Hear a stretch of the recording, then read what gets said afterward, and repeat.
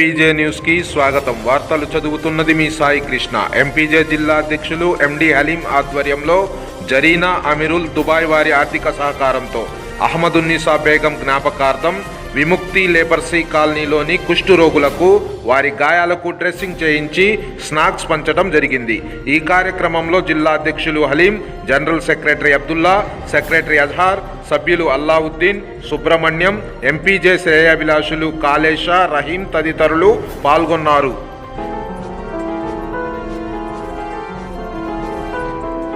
కొన్ని రోగాలు మనిషికి ఆరోగ్యాన్ని దూరం చేస్తే మరికొన్ని ఇతర మనుషుల నుంచే దూరం చేయగలవు. అలాంటి వాటిలో కుష్ఠురోగం గురించే మొదటగా చెప్పుకోవాలి. ఓ 50 ఏళ్ల క్రితం వరకు కుష్ఠురోగుల్ని అంటరాని వారిగా చూసేవారు. మచ్చలు, కుండ్లతో కనిపించే కుష్ఠురోగుల్ని అసహించుకునేవారు. ప్రపంచంలో ఏటా 2 నుంచి 3 లక్షల కుష్టు వ్యాధిగ్రస్తుల్ని గుర్తిస్తుంటే అందులో 1,25,000 మంది భారతదేశంలోనే ఉంటున్నారు. దీంతో కుష్టు వ్యాధి గురించి అవగాహన, చికిత్సా విధానాల గురించి అవగాహన పెంచుకోవలసిన అవసరం ఏర్పడింది.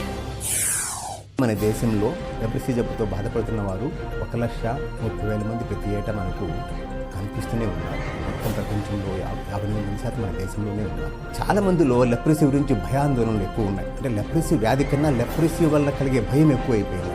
కుష్టు వ్యాధి అనేది వంశపారంపర్యంగా రాదు. తర్వాత ఇంకోటి ఏంటంటే ఈ వ్యాధిలో జబ్బు కన్నా డిజబిలిటీస్ అంటే అంగవైకల్యం కానీ, డిస్ఫిగర్మెంట్ కానీ, అంటే మనిషి శరీరాకృతి మారిపోవడం కానీ, డిఫార్మిటీస్ కానీ వస్తాయి కాబట్టి ఎక్కువగా భయపడతారు. చేతులు కాళ్ళు ఇట్లా పూజించుకోవడం, తర్వాత బ్లైండ్నెస్ రావడం, అల్సర్స్ రావడం ఇలా ఉంటాయి కాబట్టి భయపడతారు. లెప్రసీ అనేది ఎటువంటి పరిస్థితుల్లో మీరు భయపడాల్సిన అవసరం లేదు. 100% క్యూరబుల్ డిసీజ్. లెప్రసీ అనేది 100% క్యూరబుల్ డిసీజ్. ఇది ఒక బ్యాక్టీరియా ద్వారా మాత్రమే వస్తుంది. మొట్టమొదటిగా 1873లో లెప్రసీ వ్యాధి ఒక బ్యాక్టీరియా ద్వారా వస్తుందని హ్యాన్సన్స్ అనే వ్యక్తి కనుగొన్నారు. కాబట్టి ఈ లెప్రసీని హ్యాన్సన్స్ డిసీజ్ అని కూడా అంటారు. ఎలా సంక్రమిస్తుంది ఈ లెప్రసీ ఒకరి నుంచి ఒకరికంటే 8 డ్రాప్లెట్స్ ద్వారా. ఒక వ్యక్తి బస్సులో ప్రయాణిస్తున్నాడు అనుకోండి, లెప్రసీ ఉన్న వ్యక్తి, జబ్బు ఎక్కువగా ఉన్న వ్యక్తి, అంటే ఎక్కువగా బ్యాక్టీరియా లోపల ఉన్న వ్యక్తి ఒక బస్సులో ప్రయాణిస్తున్నాడు, ఒక రైల్లో ప్రయాణిస్తున్నాడు అనుకోండి, వాడు దగ్గాడో తిన్నాడో అనుకోండి, అప్పుడు ఆ డ్రాప్లెట్స్ 8 డ్రాప్లెట్స్ గాలిలో కలుస్తాయి. అది ఎదురుగా కూర్చున్న వ్యక్తి పీలుస్తాడు. పీల్చినప్పుడు అవి లోపలికి వెళ్తాయి.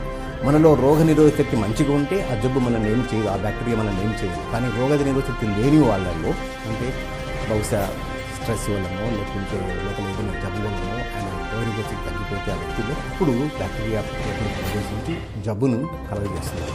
ఈ జబ్బు అందరికీ రాదు, కొంతమందికే వస్తుంది. అదొక మార్గం. ఇంకొకటి ఏంటంటే క్లోజ్ కాంటాక్ట్ వల్ల ఒక వ్యక్తి దగ్గరగా కలవడం వల్ల, అంటే ఒక వైఫ్కి ఉంటే హస్బెండ్కి వచ్చేదానికి, అలాగే పేరెంట్స్కి ఉంటే పిల్లలకు వచ్చేదానికి ఆస్కారం ఉంటుంది. క్లోజ్ కాంటాక్ట్ ద్వారా కూడా వస్తుంది.